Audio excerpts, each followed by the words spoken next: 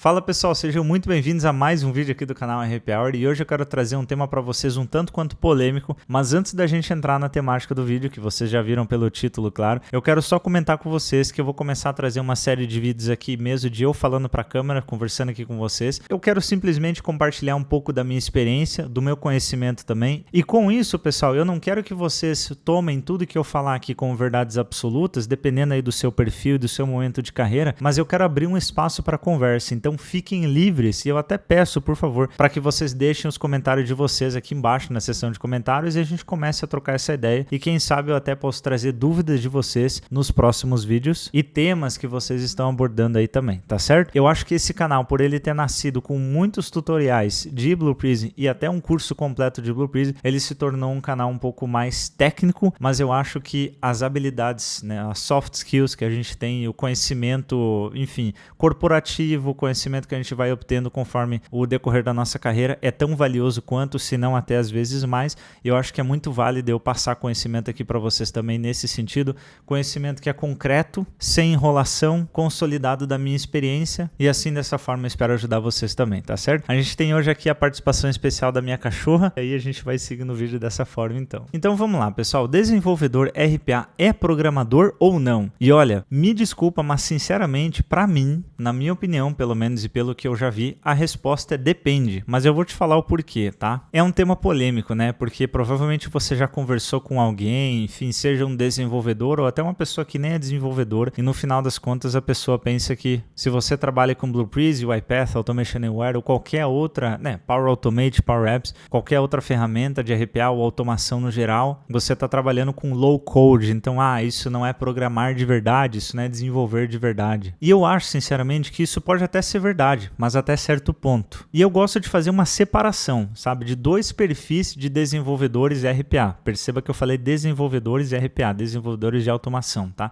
A separação é o seguinte, existe o operador de ferramentas, que simplesmente arrasta e solta os bloquinhos lá, por exemplo, e o que entende de lógica, APIs, regex, banco de dados, scripts e por aí vai. Se você só arrasta ícones, por exemplo, você é um usuário avançado, mas se você entende o que está acontecendo por trás, ali por baixo dos panos, você é um programador de processo. Existem alguns aspectos que a gente consegue fazer uma comparação direta. Por exemplo, lógica de programação. Isso, um dev RPA iniciante, ele sabe, só que um programador tradicional também conhece, ele também sabe lógica de programação. E aqui sim, pessoal, eu tô falando de desenvolvedores de software, um desenvolvedor de fato, tá? Por exemplo, porque é sobre isso que a gente está falando. Dev RPA é um desenvolvedor, um programador ou não? O uso de variáveis também é usado em ambos, então tanto num dev RPA iniciante como também um programador tradicional. Agora, em linguagens de programação, um dev RPA, seja ele iniciante ou avançado, não necessariamente ele vai utilizar várias linguagens, enfim, ele não necessariamente precisa desse contato com as linguagens de programação. Mas um programador tradicional, dependendo ali da stack, né, da configuração que ele e do contexto que ele está encaixado ali naquele momento, naquela empresa, no projeto, ele vai sim precisar utilizar de outras linguagens de programação e adquirir mais conhecimento sobre elas. Controle de fluxo, que inclusive a gente tem vídeos até especificamente abordando esse tema no Blue Prism aqui no canal, um dev RPA ele tem conhecimento sobre isso também, só que um programador tradicional também tem. Hoje o que eu vejo muito acontecer também é que as empresas estão trazendo profissionais de outras áreas, por exemplo, uma área de contabilidade, e esse cara ali, esse profissional que é de contabilidade, ele tá ali, ele foi alocado como uma pessoa daquela área para desenvolver automações RPA próprias para aquela área. As empresas hoje estão chamando isso de Citizen Developers, né? São desenvolvedores que não necessariamente têm todo esse conhecimento de um desenvolvedor tradicional, não necessariamente precisa saber, né, o que está acontecendo ali por baixo dos panos. Ele seria um usuário avançado. Ele pode ter um conhecimento bem avançado sobre a ferramenta de RPA, mas quando ele precisa fazer talvez algo ali mais avançado que exija coisas que podem sair um pouco do escopo da própria ferramenta de RPA, ele não vai conseguir fazer sozinho. A gente consegue ver então essa separação muito clara entre um Citizen Developer e um desenvolvedor RPA de uma área de RPA, por exemplo. Ou seja, o operador de ferramentas e o que entende de lógica, API, regex, scripts, banco de dados e por aí vai. Só que não se enganem, tem muita gente que é desenvolvedor RPA que está dentro do time de RPA de uma empresa que está parado no básico. E aí esse é o problema, depende da ferramenta para tudo. E muitas vezes isso pode fazer com que a pessoa acabe fazendo gambiarras e deixe até a automação menos otimizada, mais mais devagar e por aí vai. E nesses casos, sim, o mercado de trabalho pode substituir essa pessoa com mais facilidade, vamos dizer dessa forma, né? Da minha experiência, pessoal, eu venho de um background onde eu estudei análise e desenvolvimento de sistema, eu tenho esse tecnólogo como formação e eu tive experiências prévias no mercado de trabalho como desenvolvedor de aplicativos para iOS e Android, mas também desenvolvimento de sistemas, desenvolvimento de API com Java, Python e por aí vai. Então eu tive contato direto com o ciclo de desenvolvimento de uma solução. Então, por exemplo, que nem eu comentei aqui, linguagem de programação, infraestrutura, deploy,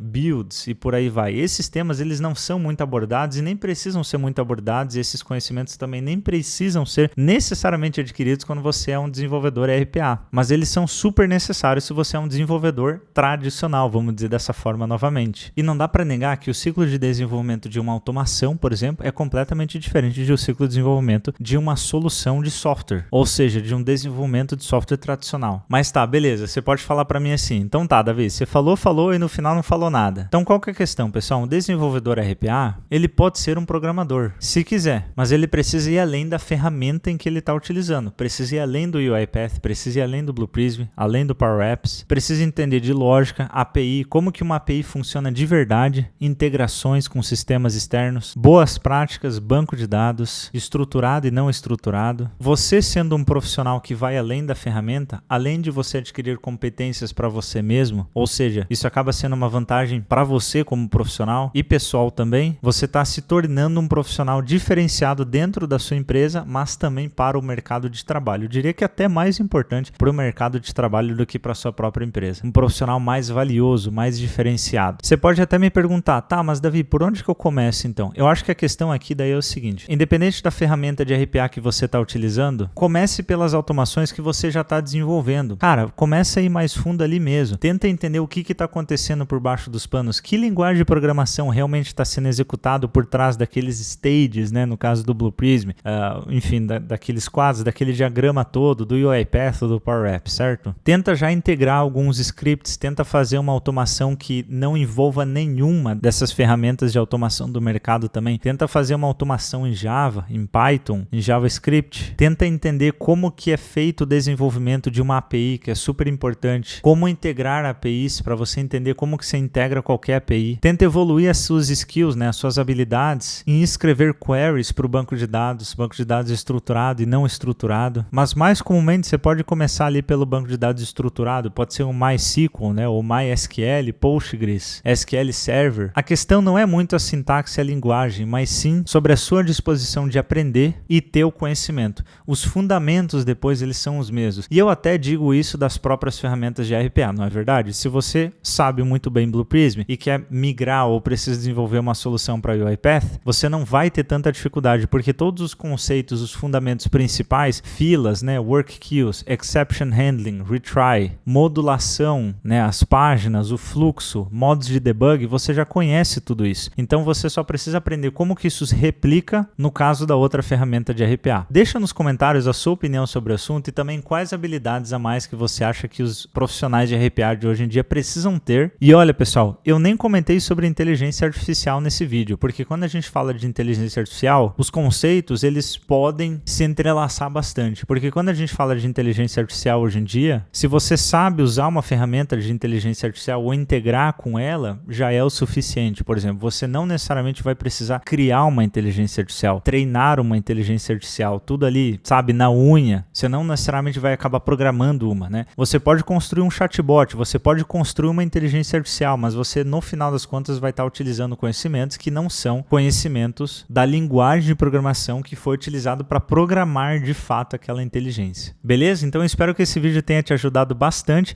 Deixa nos comentários qual que é a sua opinião sobre o assunto e também quais habilidades você acha que hoje os profissionais devem ter de RPA para que eles possam se tornar profissionais mais competentes e diferenciados. E ó, nesse canal, se você está chegando agora, tem um curso completo de Blue Prism aqui, um curso de banco de dados e alguns outros vídeos de Blue Prism também. Deixa sugestões de conteúdos aqui nos comentários também para saber o que você gostaria de ver no canal para mim poder acabar trazendo aqui no futuro. Valeu, pessoal, até o próximo vídeo.